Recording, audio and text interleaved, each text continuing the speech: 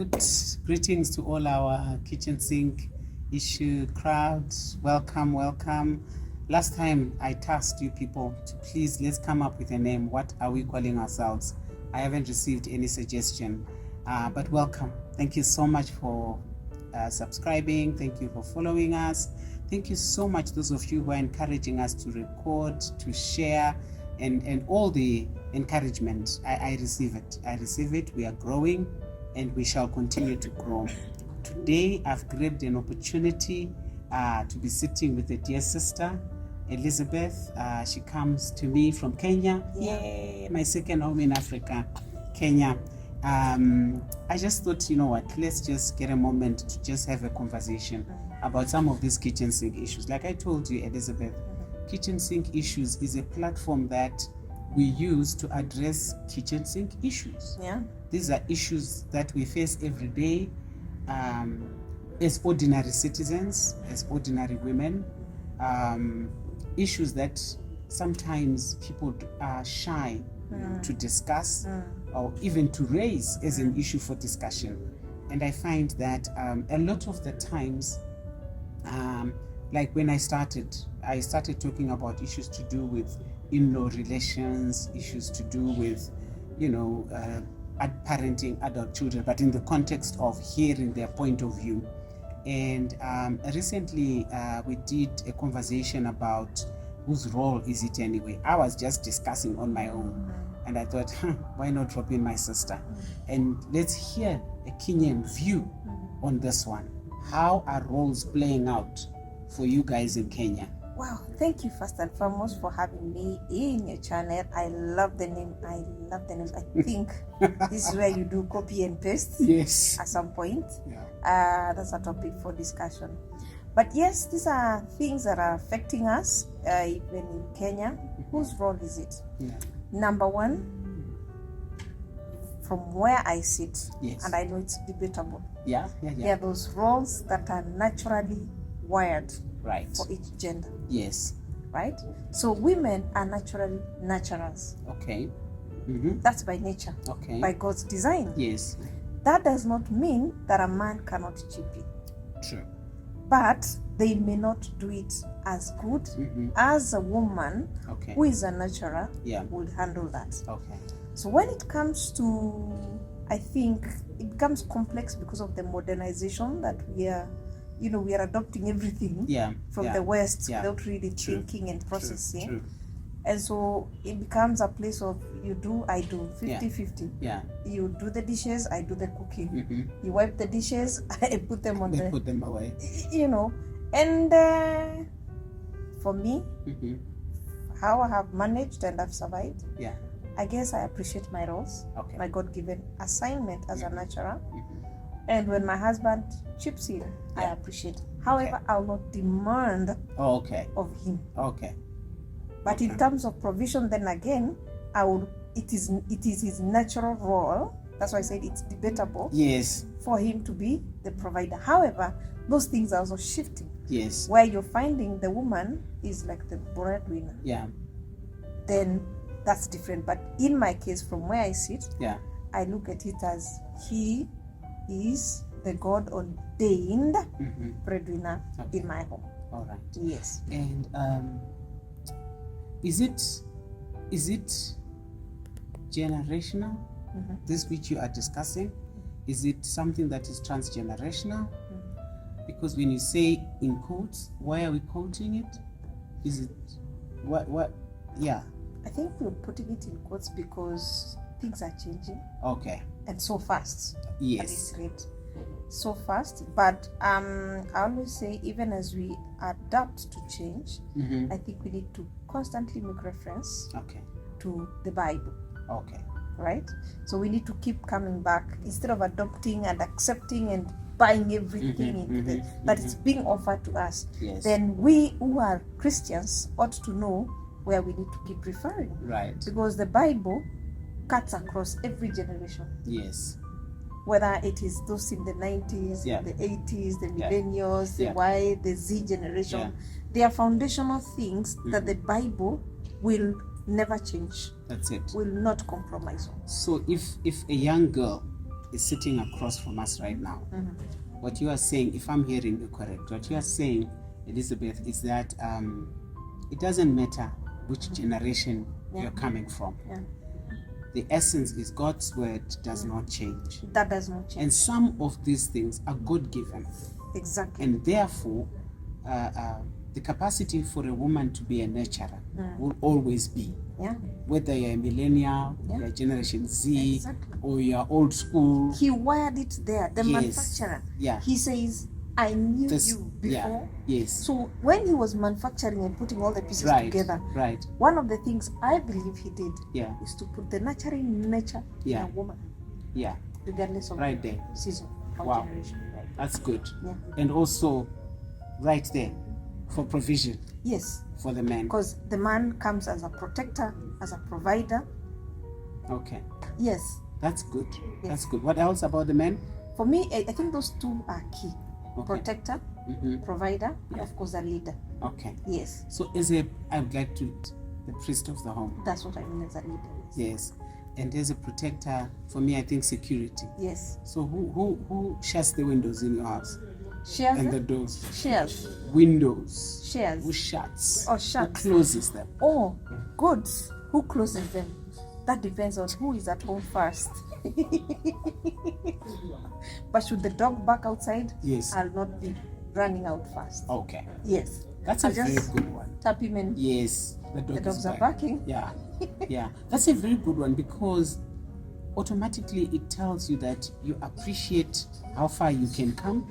And in his presence, you hand over the keys to the security of the home, because the chief protector is around. Why should I? And you know, the fact that when you appreciate how far I can go, and give him his space when he's around, it doesn't mean that if the dogs bark and he's not around, I'll not respond. I'll definitely do. Because I'm with my children at home. You're the second. But when he comes home, I give him his space. He's a king. In his space, he has to rule his domain, and his subjects. And so, what do you say, Elizabeth, to a man who is in the house? The dogs are barking, and he really wouldn't care. It is you who has this inquisitive mind. The dogs have been barking for so long. What is happening? You check with him. He's not moved. What do the Kenyan women do? I can tell you what Zimbabwean women do. If you really want to know how the Kenyan women would handle that, they have no grace. But my mother used to tell me when I was growing up, she kept on whispering these things in my ears. If ever the bulb in your house goes off, don't step on the table. To pull it down. Just stay in darkness, get a candle, until the man of the home comes. Because then the problem comes sometimes, Clarissa, when we women, we like moving very fast. If it is not now, it is immediately. That's what we want. Everything is yesterday. So now we get into conflict with these men. And so they take a back seat. And let you do your thing. Run the home. Everything, and they are comfortable taking a back seat. So today you go buy a shamba, a land somewhere, the guy takes a back seat. So you start pushing him, why are you not building? He said he's wondering. I didn't buy the land. So he may not be quick to respond to that. So you find that conflict starts building up. The assumption that this guy is just dormant, is there to be seen and never to be heard. But actually, you never cheered him to the place of him realizing you're valued in this. That's it. In other words, you get the husband that you deserve. If you give him his position, if you come alongside him in repairing the bulb, if you come alongside him, allowing him to be the one ahead of you, and just making sure he's going to the door to check when the dogs are barking, then he will realize that, because some of these things for men, they don't come naturally. You simply need to stalk their ego a little bit. Yes. And I'm happy to hear that your mother whispered. She whispered. I wonder how much whispering you're doing into your girl's ear. I think I'm trying. Let me say I'm trying. I'm yet to see the results. Yes. When the time comes. Yes. Yes. Do you think it is important? Yeah, it is important, Clarissa. Because the confusion you're seeing in marriages, I don't know that it's happening in Zimbabwe, yes. but in Kenya there's too much confusion. Yes. Because we have a super empowered woman. Yeah. Who is not gracious enough to give time to the man of the home to respond. Right. So I make a proposal, put it on the table. Yeah. When the guy is quiet, from my experience, it doesn't mean he's not heard me. Exactly. From my 18 years, he's heard me. Yeah. So I need to give him time. Yeah. To process that. Okay. Then I can come in with a second reminder after some time. Yes. Now that patience is lacking with the super empowered woman. Okay. So have you heard me? The guy looks at you and wonders, give me time to process. Yeah. And then you move. Oh wow. Because you're the empowered woman. Yeah. So what happens in the home? Yes. This headbutting. That gratification, immediate gratification, the minute the woman realizes I can hold it for some time. Yeah. And then gently and with a lot of wisdom, know when to do the reminders. Yeah. This reminds me of Ruth. Is it Ruth? No, Esther. And then there has to be some, for me, it's a consistency and how and when that has worked. Yeah. I can give you an example. I had desired and expressed the desire to move to my own home for over 5 years. Okay. And the guy was like, not yet. Okay. Not yet. So where were you staying? We were staying in staff quarters. A rented accommodation? No, staff. Staff, okay. Very good house, a 3-bedroom house with big space, outer compound. But I was not comfortable, I needed my own space. Yes. So I kept on asking him, suppose the job. Yes. He says, relax. 1 year, 2 years, 3 years, 4 years. The 5th year, you know what I did? I started going around shopping for houses. Okay. So I just upped my game. Yes. Of pressing the button. Okay. Because this reminder of just sitting around was not working. So I would come home and say, this house looks nice and this one looks nice. So he's like, started developing some interest. Yes. Now in my own home. Wow. It took time. Well done, girl. My self-gratification had to take a back seat. Yes. I had to push it, change strategy. Yeah. But I got there eventually. Time, strategy. Yeah. That's so crucial. I'm talking of Esther because even though the mandate was national, even though the pressure for rescuing a whole nation was at hand, she did not rush into it. Exactly. She started off by praying and fasting. She then had to plan, what do I do? And she had to have the courage to enter into the palace. And once the scepter had been extended, under normal circumstances, if it was me, everything would have come out. But no. She then said, oh no, just to invite you to dinner. I that needs grace. A lot of grace. That needs grace. Because the moments you just want to let this person know what's your from A to Z. From A to Z. That reminds me of Abigail in the Bible. Yes. She's from sorting out and calming down David. Yes. And of course it's anger, right? Yeah. The emotions are everywhere. Yeah. And then you find your guy is busy partying. Yeah. And making merry. Oh yeah. And then what did she choose to do? To keep quiet. Yes. Until many of us cannot. Yeah. I'll let you know. Yeah. That you're a total embarrassment. On the spot. Yeah. And I mean, going back to Esther, even after the first dinner, she didn't let it out, all of it at the same time. She had to call in for the second dinner. And then she brought out, strategy is key. Yeah. So, I mean, to our viewers, some of these things, they happen now. It's in East Africa. If ever you thought it was only in your area. Those of you who are in the diaspora, we have it on the motherland. Not easy when it comes to roles. Whose role is it? Who plays what? But it's doable. It's doable when we acknowledge that we are different, when we acknowledge that we are not only different by virtue of maybe studying, but we are different to the core. Like you explained earlier, how God created us. We are then different by personality. Exactly. Over and above having been created a woman. He created me a woman, but he also created me with a certain type of personality. He created me to come from a certain background and upbringing. That which influences. You said your mom whispered. Yeah. That's part of your background.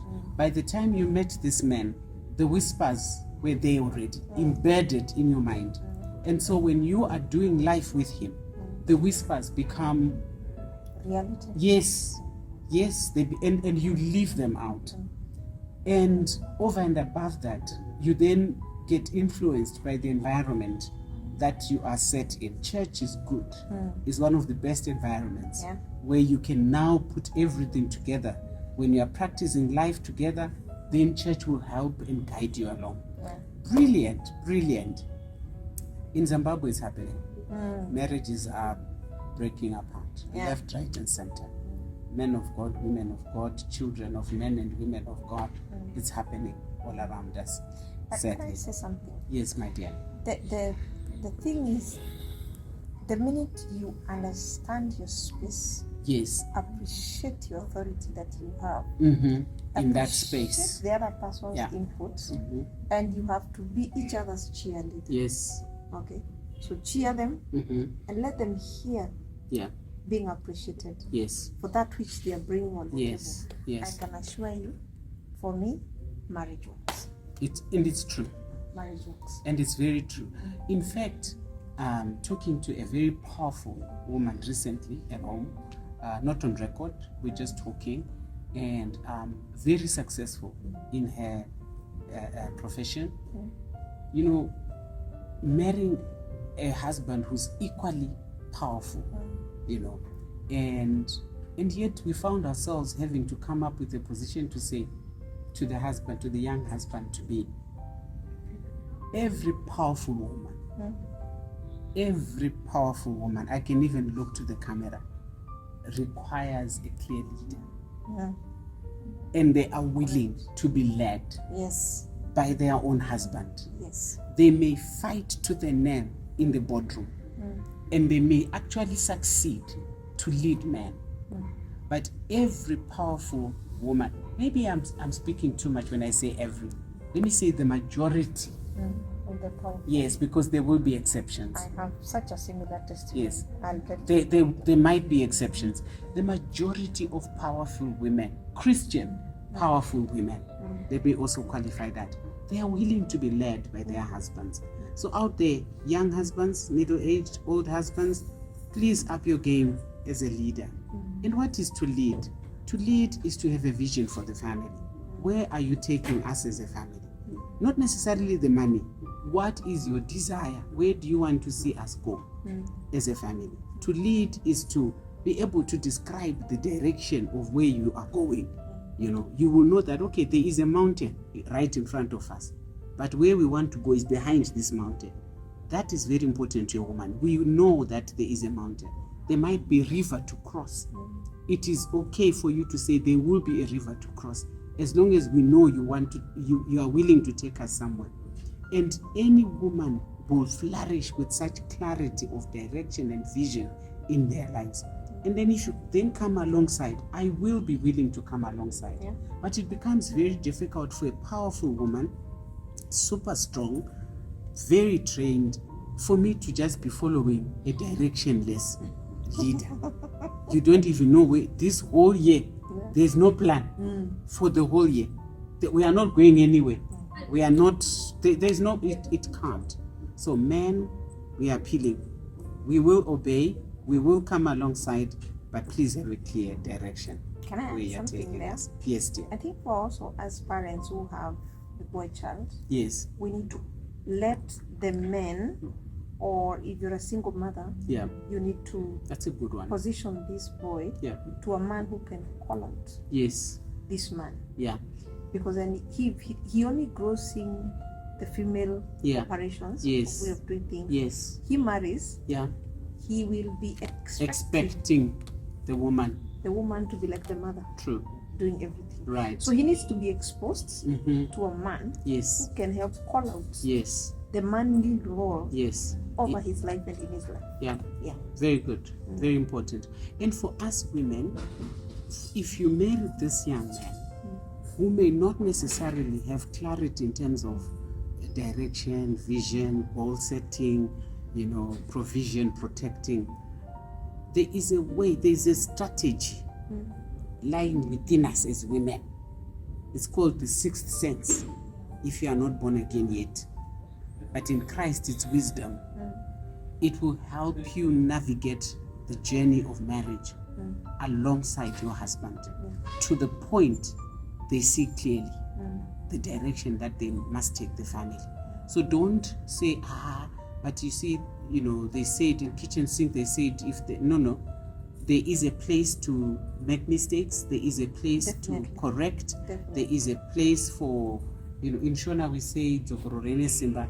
What do you say in Swahili for something that you have to redo for it to come out better? You have to keep refining it? Yes. I don't know what you say it in Swahili. Yeah. But in English it is work in progress. Yes. Yes. And keep refining it. Keep refining it. It may not come out the best the first time, but if you keep refining your leadership, your provision, your protection, your security, and as I do, my support role, my nurturing role, my loving role, as I do that, we will be heading somewhere as a couple. Wow. How interesting. Let me add something to the younger couples. Yes. From my personal experience. Right. I think the first 5 years, there's a lot of settling down, adjustments to be done. That's a place where you need a lot of support system from good friends. Good friends for me in 3 categories. Category 1, you need those who are veterans. Yes. Okay. Older than you in marriage. Yes. Yeah. They look at life and tell you, relax. Yes. You will settle down. You get there. The second category is your peers. Yeah. Because you see, when you're going through the challenges of I did not throw socks on the floor, you hear another. These things are normal. So they never become a source of conflict. Right. Then the third is those that are behind you, because you see, they have to also keep reminding you as a woman. Sometimes we lose ourselves right there, and the self-care bit of it is not so much. It takes a backseat, especially when the baby's coming. So for me, the younger ones remind me, no auntie, you can do better. Don't lose yourself. That's good. So for me, that helped me a lot in the foundational years to get some That's a brilliant one. And appreciate marriage, and learn to navigate. Yes. Don't do life alone. Okay. It will be very difficult. Yeah. Very, very important. I mean, all these things are important, and each and every one of these, guys, it could be a topic of discussion on its own. So please comment, please ask questions, please share, and subscribe, turn on your notification buttons. Let's have these conversations. These are things sometimes, even if it is discussed in a platform at church, sometimes you have your questions to ask, and we are saying, let's have these conversations. So please, you are welcome to ask us. You're welcome to contact my sister. She has her own YouTube channel. Yes. I will. Do you want to tell us what's Yes, it's called The Naomi Talk. The Naomi Talk, where we talk about matters to do with women and relationships. That's good. So I will put her link, so that please go and subscribe. Yes. This is a collab happening right here. Oh, who knew this could happen? Thank you and goodbye.